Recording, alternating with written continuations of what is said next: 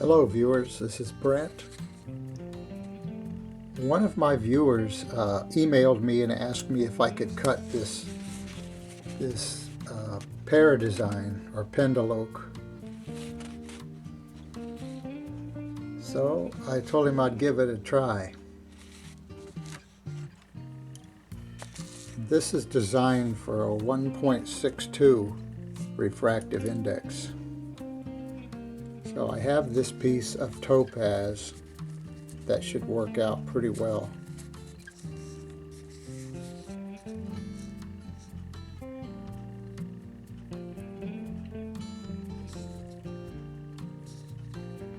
First of all, I want to immerse it in the cinnamon oil, and we're going to see if it looks like there's any flaws in it, inclusions.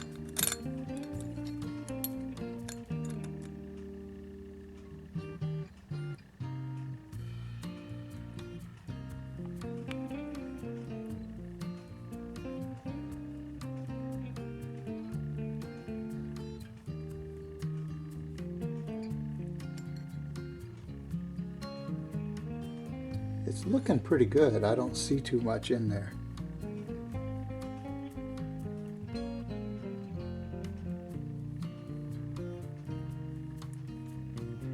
Looks like a pretty clean piece.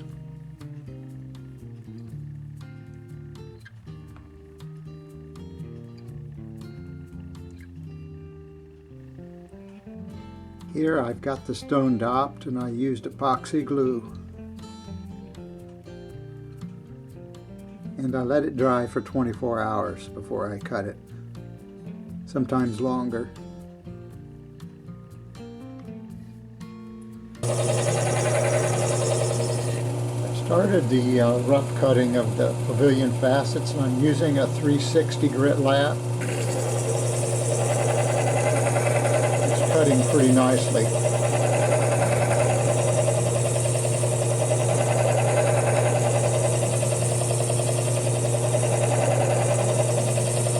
Now I've cut all of the first step facets. And next I'll start the 90-degree girdle facets, which determine the stone's outline. It gives it the shape of the pear.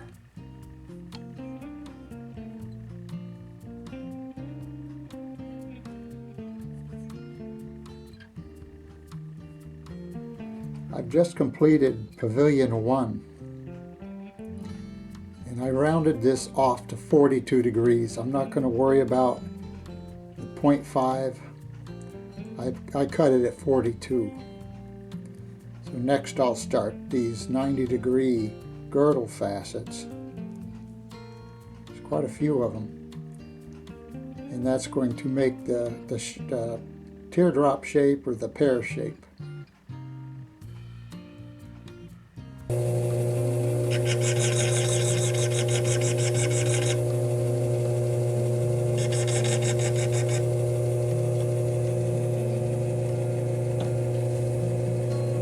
Okay, I've worked on the girdle.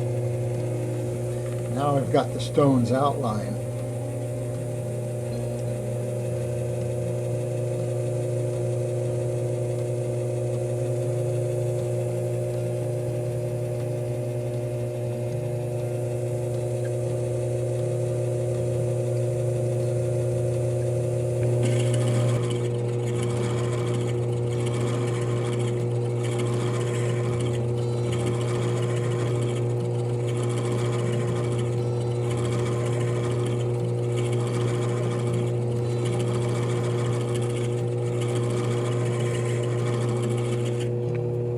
Final polishing the gem, and I'm using an aluminum oxide lightning lap for it. It's looking really well.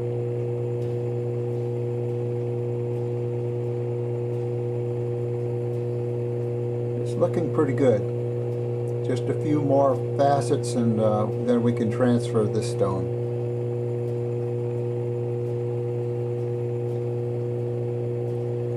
I finished the cutting and polishing, and next I'll transfer the stone.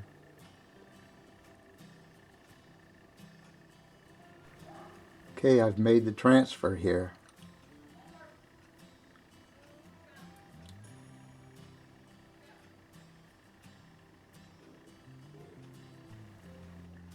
Okay, I've got my topaz ready to start cutting the crown. And I'm going to start using this 360 channel lap.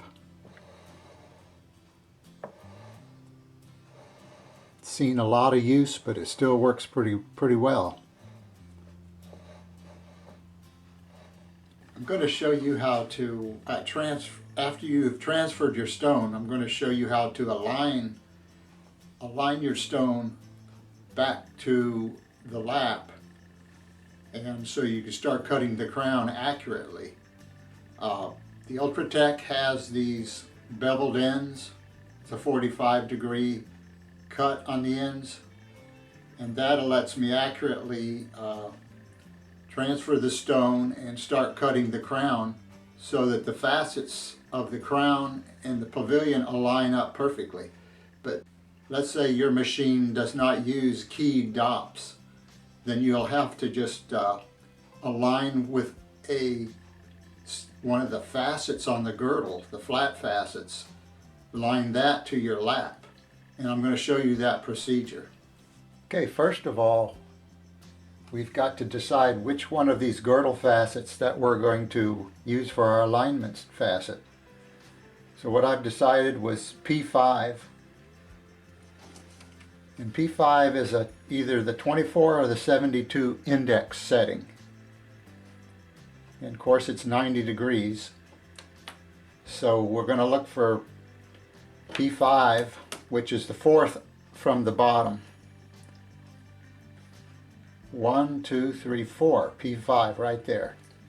So we've got to count from the bottom here. 1, 2, 3, 4. I'm going to take the Sharpie. I'm going to put a mark on number 4.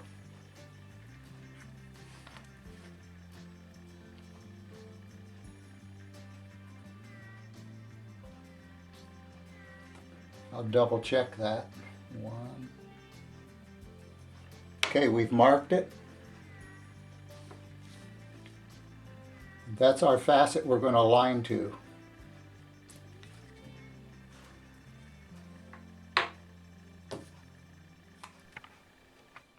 Okay, we come back. We're going to put another interesting thing about the Ultratech. You don't have to use the keyed dop feature. You don't insert the dop all the way. You just partially until the thumb screw locks it down. Then you don't have to use the keyed feature of it. See, I can turn it any way I want. So I'll just make it loose for now, but what we're going to do is loosen it, and now I'm going to make sure that facet contacts the lap. And you can feel it rock back and forth from one facet to another. Now this is very difficult on very small stones. It's almost impossible to be able to feel that because you have such a tiny little facet. But these are large facets on this size stone, so.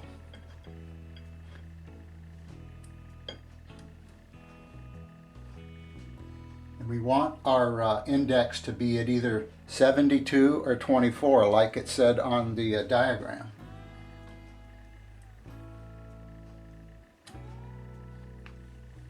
I'm going to have to block the camera for a second here.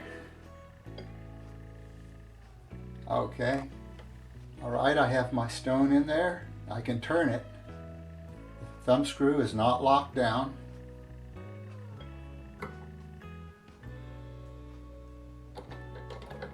I want my stone to barely touch, which is right there.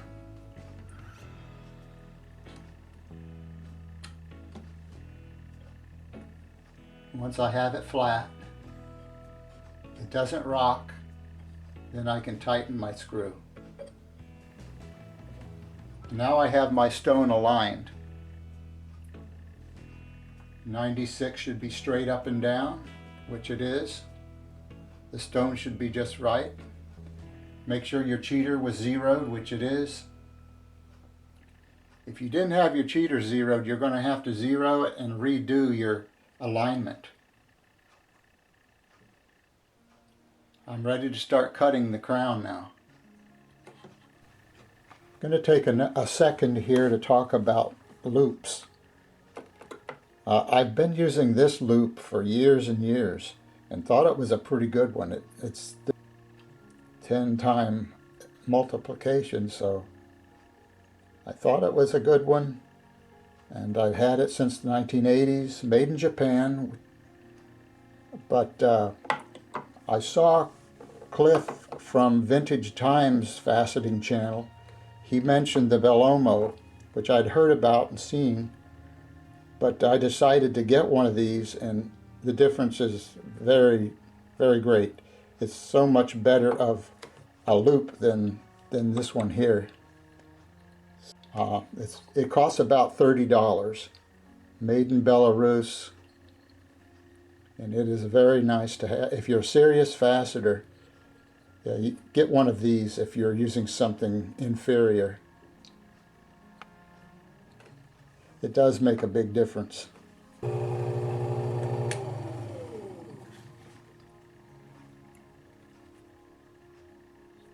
Okay, the first step is completed. That was cutting with a 360 lap.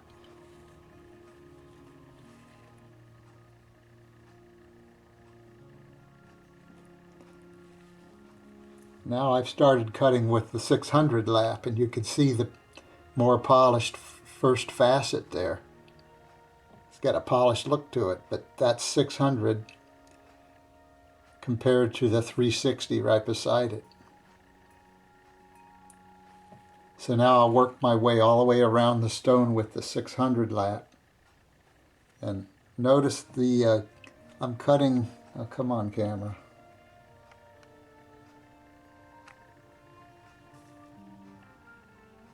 I'm making the girdle a little smaller too. I might even go smaller than that. I'm still deciding how thin I want this girdle. At this point, I've polished the main facets, or the girdle facets, and I've also started cutting the brake facets, and I've cut those up to 600 grit. Next I will pre-polish those mains and final polish them.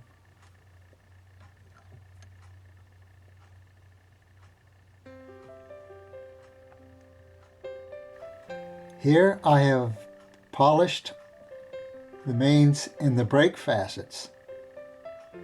And next I will cut the star facets in and polish those.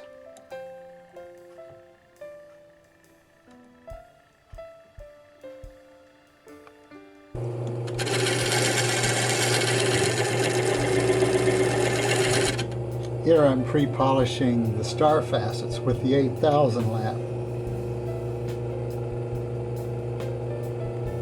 Well, I finished this gemstone. So I'm going to take it off the dop and we'll look it over.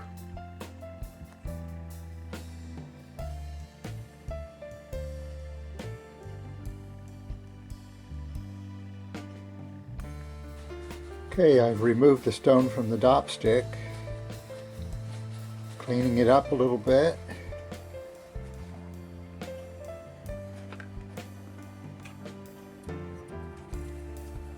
Let's see here.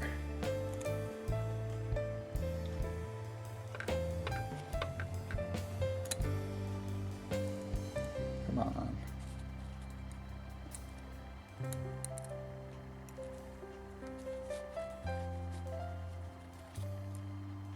There we go.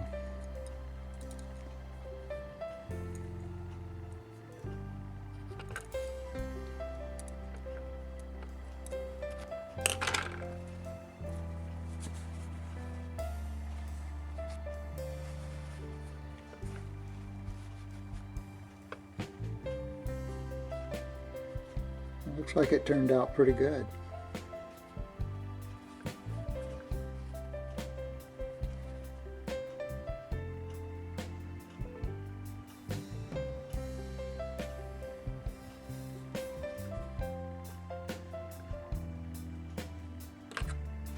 Let's check it and see what it weighs.